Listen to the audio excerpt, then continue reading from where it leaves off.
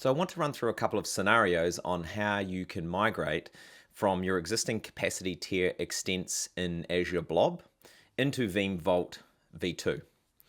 Option one obviously is to just let the current blob environment just age out. So depending on your retention settings there and your appetite for the cost of the storage to sit there while it ages out, that's option number one. A really great example if you've got just a short retention period, let it age out for the month, 60 days, whatever it might be, and just start using the new one. And once you've built up the retention within Vault, you can then delete the storage account from Azure Blob. Now, that's not going to work for everyone. We understand that obviously a lot of customers have longer term retention out in capacity tier, and that's exactly what it's designed for. So how can we pick up data from Vault, from Azure Blob, and move it to Vault v2 without attracting any of those egress fees? So let's take a look at my current environment. A few weeks ago, I set up a small agent job to tear out with an existing, a new scale-up backup repository into Azure Blob. So if we take a look at that now, this was roughly my environment. On the left-hand side, you can see we have a Veeam backup server with a scale-up backup repository. When it tears everything out, it just goes across the public internet, out my local gateway here, and into my own customer tenant with its own storage account sitting there in Azure Blob. So that's great. What happens though is we can obviously add new extents to the scale-up backup repository. Now, if I just added a new extent on the left here and set it to Vault, then if I wanted to migrate it, then what would actually happen is it would use the gateway server or the gateway node here on the left-hand side. So it would actually pull all the data back from Azure, which would trigger some egress fees, and then it would push it back in. But there's a better way, and we can get around egress fees by doing this. So if I scroll down, this is the environment here before we jump into the actual backup server itself that I've set up. So what I've done is I've created an IPsec tunnel. So I've got a Fortinet VDOM here, but it could be any flavor of firewall. And then I've created a gateway server, a gateway, Azure gateway over here. And then I've created a private tunnel between the two. What I've then done is deployed a small Azure virtual machine, and I've added this to my Veeam backup environment. And then you'll see here my scale-out backup repository set to green. And I just wanted to show that the gateway server, this is what the gateway that this scale-out backup repository will do. So whenever it's moving any data around, it's going to use this gateway server, which means when we go to move it later, it's going to use any of the Azure routing because it's going to go out the internet, so to speak, or route within Azure. We'll let them take care of that.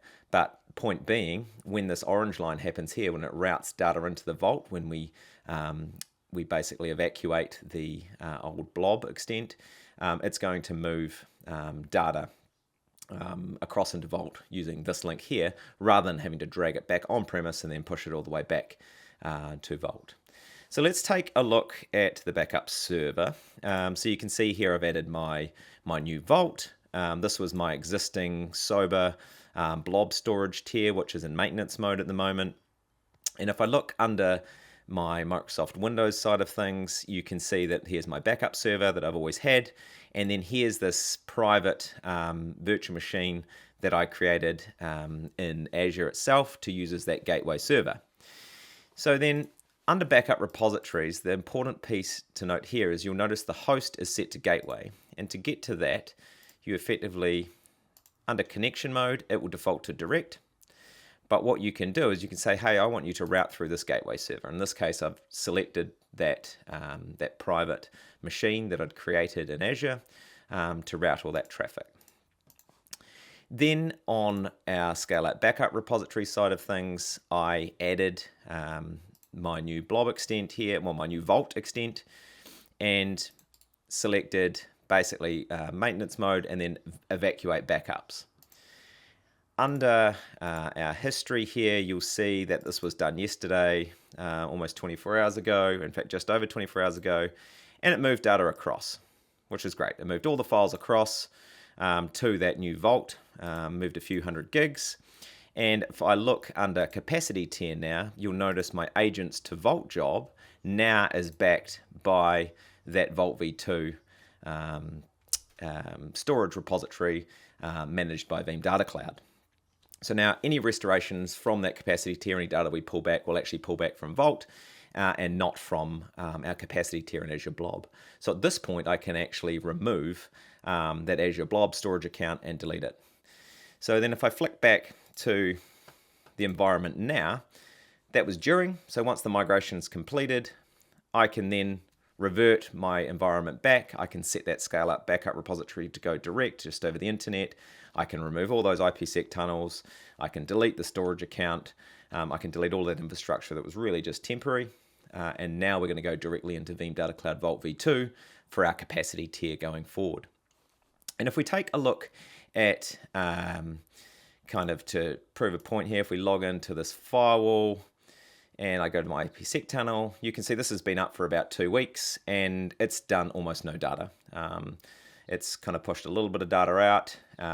It's brought a little bit of better data in, but point being, it didn't transit that 200 odd gigs worth of data. If I jump into our Azure monitor here, you can see that my backup server across that yesterday period, sort of between 10 and 11 a.m., it moved about 200 gig. Now, I noticed that I provisioned a relatively small gateway server. So if you've got a lot of data to move, then you're probably going to want to put more cores and more memory in there. Obviously, it's going to increase the cost of the instance slightly, but you're going to move the data a lot faster. So I just happened to provision kind of a 2V CPU, 8 gig of memory machine, and it seemed to be CPU bound more than anything. So potentially an instance type that's got a lot more powerful CPU and a lot more cores in it would be a better instance to go for. I was getting around 5 to 700 megabits a second transit. So, and the limiting factor there seemed to be, like I say, maxing out those cores. So yeah, adding more CPU, you could probably expect higher throughput, which is obviously going to be important if you're moving terabytes, hundreds of terabytes across the thing.